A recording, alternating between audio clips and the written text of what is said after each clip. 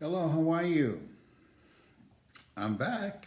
I've been interviewing people today, and I'm so excited about the people that I interviewed. If you missed them, I first of all introduced the audience to a young lady that she is a recruiter for corporations, and Tony Davis is phenomenal at the work, and she talks about what you have to do to make yourself stand out in the marketplace. And she select people for corporations that will impact their bottom line. And then I interviewed none other than Kim Watt, and she was phenomenal, as electrifying as ever.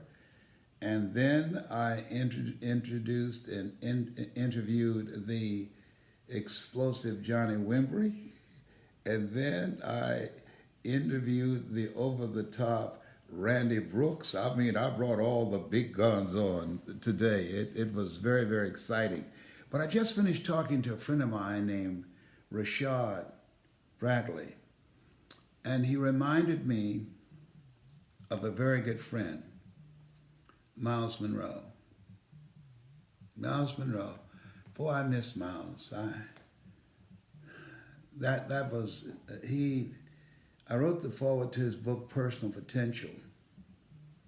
He's spoken to my life during a time when I was going through some really challenging moments. Miles was a friend and a minister and a mentor. And I learned so much from him. And so I want to share this with you. Just a short message to this extent. One positive person can make a difference in your life. I was going through a crisis and I called him. I said, Miles, I got to see you. And I flew down to Nassau, Bahamas, and we flew on a plane, just three of us, Miles and a pilot, down to Belize. And we talked about a variety of things. We argued, we debated, but everything was done in love. And here's what I got from him. I don't know what you want to do with your life. I don't know what your goals are. But here's what I learned from Miles. Go full, all out. Whatever Miles did, he did it with everything in him. When he spoke and his words came from every cell in his body. But not only that, you knew he was real. You knew he lived it. You knew he was in alignment with his purpose. See, most people live a misplaced life. And so this message is about, once you find your path, was it easy for Miles coming from a third world country? No. No. I remember I was flying to Nigeria. I had to speak in Lagos and Benin. And I can tell you that when I was going there, Miles was there in first class and I was behind him with Pastor Gandhi. And all I was thinking about, this guy from Nassau, Bahamas, this third world country. And I was going to speak to do a tour of Nigeria, and he was going to speak to the government leadership. Okay, I said, come on.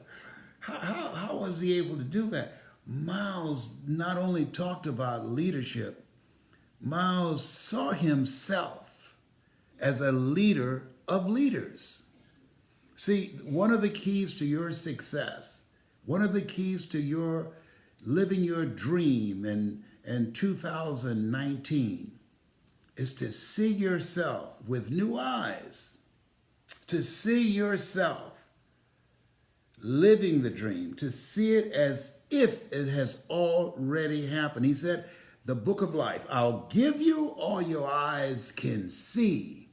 And I'm encouraging you to see yourself beyond your circumstances. I'm encouraging you to see yourself living your dream and the conviction and the energy and the passion of what it takes to make that dream become reality, because that dream happens twice. First in your mind and then in the without.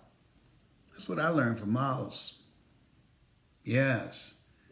He went all out when he spoke about leadership, when he talked about live full, die empty. Oh, he meant that. And even though I felt he left too soon, I realized, hey, he left nothing on the table. Every time he spoke, he gave it everything in him. What is your goal? What is your dream? What mark do you want to make? I guarantee you that you can do that. Miles, we'll be talking about him for several generations. Miles, he made his mark. Miles, he built a legacy. I'll never forget my brother Miles. I remember one time I said, Miles, are you still praying for me? He said, you got too many things going on with you. You got high blood pressure, you're diabetic, you got cancer, you got high cholesterol. He said, I keep the line too busy praying for you. I said, oh, Miles, come on, man. Give a brother a break. He had a great sense of humor. Oh, boy. Oh, when I got the word, I was so shooken. Miles Monroe. They don't make him like that anymore. He walked his talk. Miles Monroe. He was a man of integrity. Miles Monroe.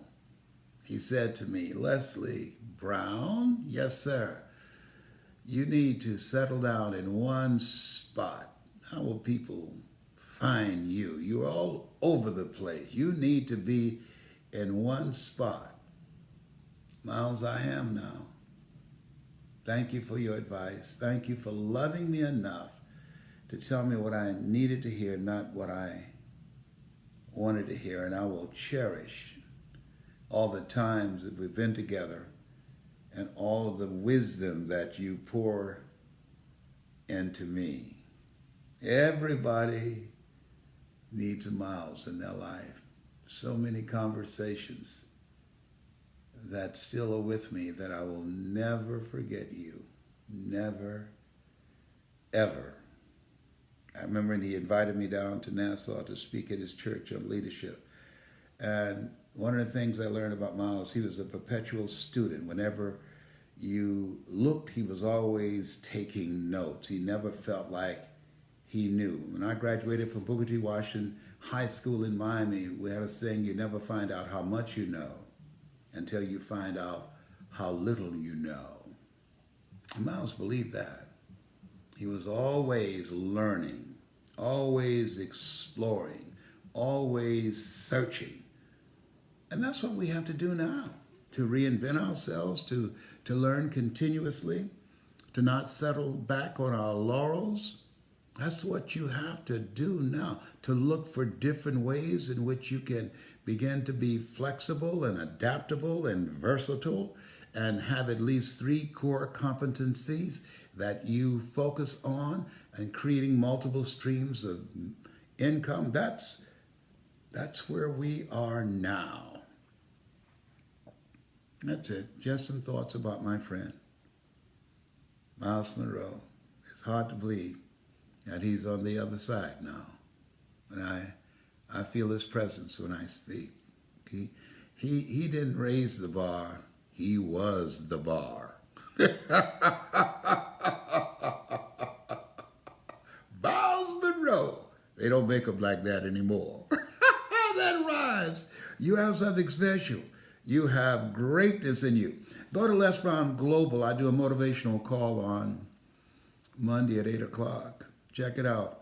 And I want to thank Rashad. Thank you, Rashad. Thank you, Rashad Bradley, for inspiring me and causing me to think about my good friend, our good friend. And Kim, thank you for blessing me with Rashad. I love you, and there's nothing you can do about it. You hear?